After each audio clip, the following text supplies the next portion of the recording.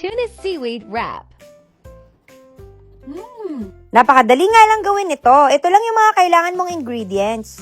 Siyempre, kailangan natin ng rice, ng tuna, at ng mayonnaise. Ito optional pero mas masarap kung may cheese whiz. Yung mayo, mas masarap kung Japanese mayo. At mas masarap kung meron itong Pororo Seasoned Flavor Flakes. Ang sarap nito kahit sa plain rice lang. Tapos, imimix mo lang lahat yan until well combined. Hindi nga kumakain ng seaweed yung mga anak ko, kaya nagulat ako na gustuhan nila to. Tapos, irarap mo lang sila dito sa Pororo Seasoned Flavor. Tansya-tansya lang naman yan, nasa sayo kung gaano karami o gaano kakonti yung ilalagay mo. Depende sa panlasa mo. Dati ako lang kumakain ito sa bahay. Pero na natikman ng mga anak ko to, nagustuhan din nila. Napakasarap din kasi papakin nito. Kung makikita nyo lang yung mga nasa gilid ko, hindi na talaga sila makapaghintay.